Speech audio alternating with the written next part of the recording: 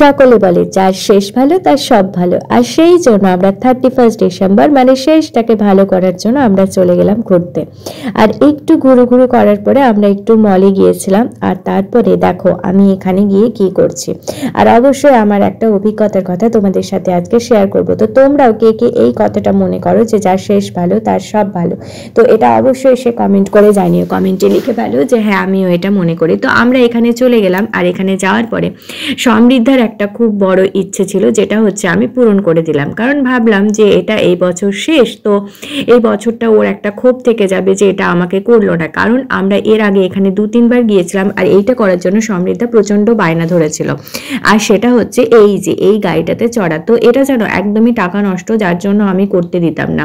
মানে 100 টাকাতে 4 রাউন্ড ঘোরাবে মাত্র, একটুখানি জায়গা, তার মধ্যে 100 টাকায় 4 রাউন্ড। বলো তো আমাদের 100 টাকাটা রোজগার করতে কতটা সময় চলে যায়, তাই তো। তো তাই এইটাকে আমি ফালতুই ভাবতাম, তাই আমি ঘুরতে দিতাম না। কিন্তু যেহেতু ভাবলাম যে আজকে 31 ডিসেম্বর, তো ওর এই স্বপ্নটা আমি পূরণ করে দিই। যাই হোক, এটা ওর কাছে স্বপ্নই, কারণ ও একটা ছোট বাচ্চা।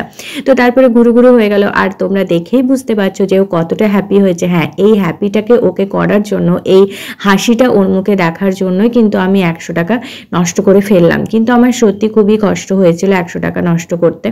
কারণ যদিও বাচ্চারা এরকমই করে থাকে, তো ঠিক আছে, তোমাদের কাদের এরকম মনে হয় যে হ্যাঁ বাচ্চার জন্য আমাদের 100 টাকা চলে গেল, তো কি আর করার আছে। আর তারপর দেখো এগুলো আমি যে দেখছিলাম, না না এগুলো কিনিনি, এগুলো জাস্ট তোমাদেরকে দেখালাম। দেখো ভালো লাগছে, কিন্তু এই ক্যান্ডেল স্ট্যান্ডটা কিন্তু আমার কেনার ইচ্ছে আছে। তো দেখি কবে কিনি, যেদিন কিনবো সেদিন তোমাদের সাথে অবশ্যই শেয়ার করব।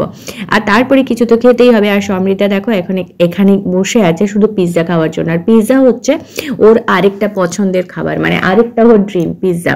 তো ঠিক আছে, সেটাও খেয়ে ফেললো আজকে। মানে ওর সব স্বপ্নগুলো পূরণ হচ্ছে, তো আমারও একটা স্বপ্ন পূরণ হবে। তো কি স্বপ্ন পূরণ হচ্ছে সেটা হচ্ছে লাস্ট পর্যন্ত দেখতে থাকো। না না কোনো জব বা অন্য কোনো কাজ নয়, স্বপ্নটা হচ্ছে বিরিয়ানি খাওয়া, কারণ বিরিয়ানি খেতে আমিও পছন্দ করি।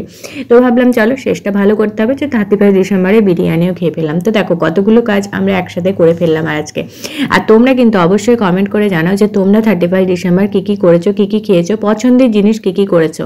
কি আমার মতো বিরিয়ানি খেয়েছো? হ্যাঁ, আমার বিরিয়ানি আগে প্রিয় ছিল না, কিন্তু এখন বিরিয়ানি খুবই প্রিয় হয়ে উঠেছে। আর তারপর 31 ডিসেম্বর পুরো জাঁকিয়ে শীত পড়েছিল, এতটাই শীত ছিল যে কি আর করব, এই কাজটাও করে ফেললাম। তো এটা বেশিক্ষণ করতে পারিনি, আর তারপরে এসে ঘুমিয়ে পড়লাম। জানি না তোমরা কারা কারা 12টা পর্যন্ত জেগেছো। অবশ্যই আমি কিন্তু 12টা পর্যন্ত জেগেছিলাম। হ্যাঁ, 12টার পরে ঘুমিয়ে পড়েছি, মানে এই নয় যে রুমে গিয়েই ঘুমিয়ে পড়েছি। আমরা কিন্তু সত্যি 12টা পর্যন্ত জেগেছিলাম, এবং খুব খুব মজা করেছি, বাজিও ফাটিয়েছি, অনেক চিৎকার করেছি হ্যাপি নিউ ইয়ার বলে। তো তোমরা কারা কারা করেছো?